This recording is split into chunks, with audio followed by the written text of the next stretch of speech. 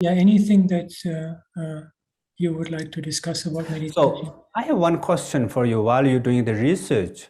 So did you find any that normally you are not expected, somehow the Buddha taught at the beginning, like everything, and then how the essence is there, but of course, and you did particular research after Buddha passed away within the 200 years, right?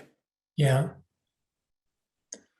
Yeah, there's a lot of things I found that changed, and one of the most important, from the viewpoint of what we're discussing now, is this changing understanding of mindfulness of breathing, which made me so happy when I heard you talk about mindfulness of breathing, because when we look at the earliest level, it is exactly what you described: mindfulness, not concentration, and the breath is just a support in the background for us to be aware of what's happening.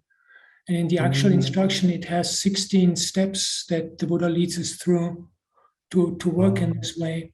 And I have been able to show about textual developments, how they reduce the 16 to 4, to 2, to 1. And then it's just focusing on the breath. And so yeah, sometimes it's like the focus becomes just the first one, and then not emphasize the other 16 part, right? The rest part. Exactly. And Yep. this is the way I was taught mindfulness of breathing when I was a young monk. And the problem was that I'm an anger type. I very easily got angry. It's much better now. But the more I was meditating, the more I was getting angry. All right. I was like, what's happening? It's the opposite of what should be happening. But now I understand, because I was focusing always on the breath sensation here, I was teaching my mind to get into this tunnel vision. Right. And this is what happens when I get angry. I get this person, and then I get this tunnel vision. I go,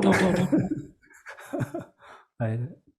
Yeah. So in Mahamudra tradition, what we call the breath is just reference points, as you beautifully described. And at the same time, what we call the Four Noble Truth. So we need to remember how the Four Noble Truth also practice while being with the breath. So accepting the reality as it is. So this is a really important, like the deep breath, shallow breath, tight breath, relaxed breath, up in irregular breath, doesn't matter, just natural breath. So that is what we call the beginning of development of wisdom.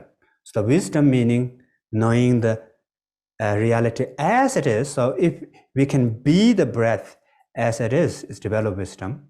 And at the same time, we are not trying to block other thought. So thought, emotion, sound, blah, blah, blah, blah, yada, yada. And normally I make a lot of jokes that if the pizza comes, welcome pizza.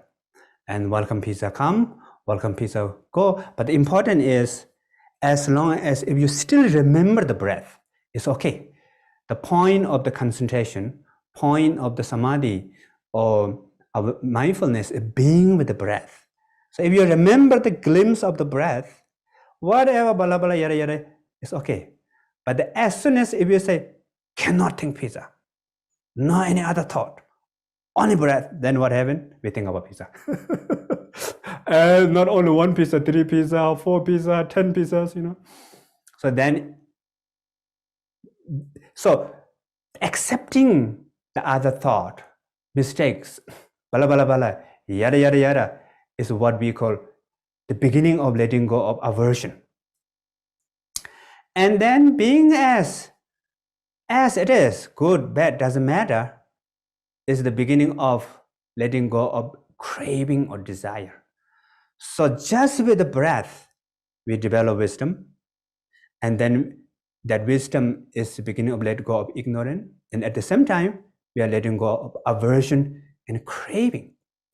So knowing breath as it is the beginning of knowing the suffering. And letting go of this 3 poison, aversion, craving, and ignorance, is the abandoning the cause of the suffering. And as we let go of cause of suffering, then the cessation follows. And continue practice, continue to be with awareness, continue to be with awareness, the path. So these are really important that we are normally emphasize. It's so beautiful, Rinpoche. I love it. Thank you. And this is exactly also the end of the sutta. That is the original idea. That, there's a part of these 16 steps. It's in the second tetrad, 4 types of force. So it starts off with joy and happiness, because it gives that development of the natural joy of being in the here and now, keeps the mind Right. joyous. And then experiencing what's happening in the mind, Right. just letting it happen, let the pizzas come and go, as you say. But as you keep letting the pizzas come and go, as the pizzas no longer impact on my mind, the mind naturally becomes quiet. And I think this is important to emphasize, because sometimes we get the criticism, well, you just let the mind run around and you're just daydreaming. That's not the point. The point is, as you so beautifully demonstrated with the Four Noble Truths, if we are with the breath and aware of the thinking, then at that point, we don't need to stop the thinking. We can just sit back and let it move by. And as long as we don't identify with it, we're not caught up in it, it can't do any harm. And when the mind, this is what the mind always does. Now, why does the mind talk so much? Because it always wants to reaffirm, I'm here, I'm in charge, this is mine.